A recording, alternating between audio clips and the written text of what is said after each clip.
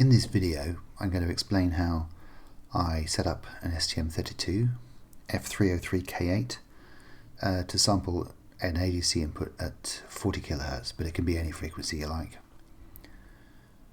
And the idea is that the STM32 does all the heavy lifting rather than the code that you write.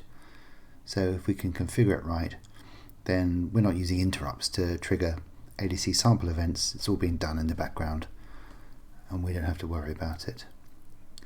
And I'm also going to show you how to get a debug output as well that's clocking at the rate at which conversions are happening. The end result is the waveforms that you see on the screen. The light blue represents the rate at which ADC conversions are happening. Both the positive edges and the negative edges are the times at which the ADC conversions are beginning. And there's another debug output that I've created that shows when the DMA buffer is being filled. And again, actually, each edge transition represents the DMA buffer being filled. In this video, I happen to have set my master clock and my ADC clock to 40 MHz. It can be anything you want, but 40 MHz is nicely related to 40 kHz sampling rate, so it just makes the sums a bit easier. So there's two sides to setting things up. There's the ADC and the timers.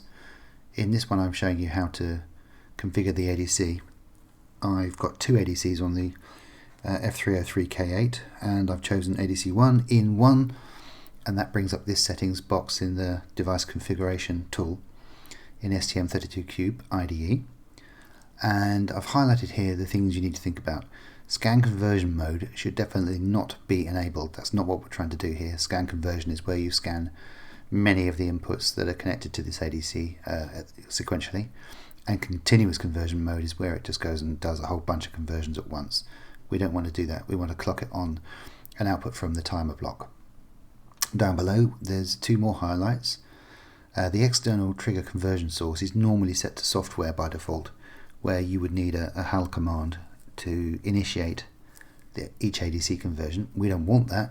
What we want is some kind of output from the timer, and you can see here it's timer 1 trigger out event to trigger each ADC every 40,000th of a second, and I've told it that it needs to trigger on both the rising and falling edges of that signal. Okay, so timer 1 will be generating some kind of output events, and we've set up this ADC so that it responds to those by taking the next conversion and filling the next element in the DMA buffer. Okay, well, let's have a look at how we set up the timer. A little bit more complex here. I've got two highlights. The yellow is required to get the job done, and the cyan, light blue, greeny colour is required to get the extra debug output that you saw as the top trace in the scope slide just a little while ago. So you need to set the internal clock as the clock source. That makes sense. And the way that we configure the debug output, the fast moving one, which isn't needed to initiate ADC conversions, it's just to give us something to look at on the scope. We're using the output compare channel, and in this case we've picked a physical output, channel 1, which maps to PA8 on my particular device. So if we go down to the bottom box and look at the parameter settings, because I'm running at 40 MHz and I want to sample audio at 40 kHz, there's a factor of 1000 there, and that's why the period register, the ARR register, is set to 1000 minus 1, so that it actually counts up to 1000 overall. And you can see that we've set the trigger mechanism below to create an update event. The update event in question is the resetting of the CNT register. Once it hits the value of the ARRL, that's to say 999, that creates an event, and it's that event that is triggering each individual ADC read.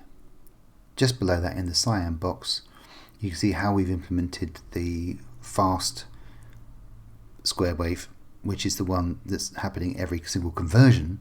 And the way I've done it is you can use the output compare function to compare to any value, but you may as well just compare to 0, which is effectively also detecting the CNT overflowing and being reset back to 0, and we've told it to toggle on match. So when that event happens in the timer block, the output compare block says, aha, now the CNT register is 0, because that's what we're looking for here in the pulse value, and that will generate a clock edge on PA8. Lovely stuff. Let's have a look at how that works in practice. Okay, so in my code you can see that there's a DMA buffer. I've just got it set to 10 because if it's too long then you can't really see the detail in the clock signals when you look on the scope. There's just too much there. So it's just a short DMA buffer, but in reality it would probably be quite long. And then in the main function there's not a lot to do, it's all in the configuration. So there's a start to the timer, the one I always forget and wonder why my code doesn't work. And then if we are using the output debug that toggles this output every single ADC cycle, then we need to allow for the output compare to start as well. And in this case it's channel 1 that we're looking at, so that's why we're actually enabling that. If we didn't enable that, the update events would still happen and therefore the ADC conversions would still happen, but you wouldn't see the output line on PA8 toggling up and down as a, as a useful aid if that's what you like. And then once those are set up, we just kick off the ADC DMA and we point it to the ADC in question and to the DMA buffer and to the length of the DMA buffer. And then you'll see that in the while loop there is nothing whatsoever, so it's all happening in the background. There are 2 callbacks that are relevant to ADC filling up the DMA, or rather filling up the memory via DMA, and there's the half conversion callback and the full conversion callback. Let's not call that, it's just called conversion complete callback. I'm only dealing with this one at the moment, but in reality if you're doing the half buffer thing where you allow the DMA to fill up half its buffer whilst you're processing the other half and then you swap round, then you'd use both of these functions, but just for the purposes of this demo it's not really needed. So I'm just toggling the pin when the DMA conversion is complete, when all 10 of those values have been filled, and then kicking off the next round with the same command that we used before. And that will do it. That's all there is to it. I'll have a quick show of how things have been set up in here.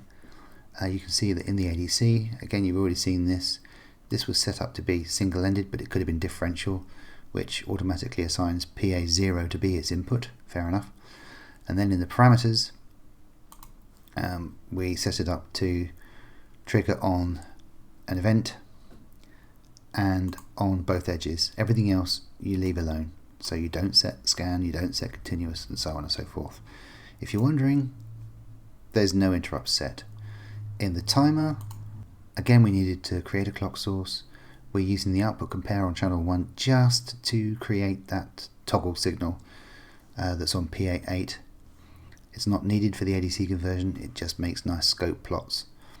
And down here you can see that the period at which the counter will reset and create this event is set to 1000-1.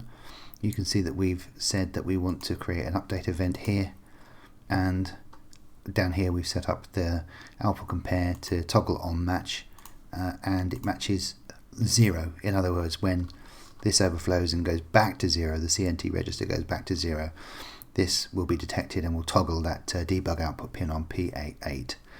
That works very nicely. That creates these waveforms, as you can see here, and it works. What can I tell you? Thanks for your time, Rick.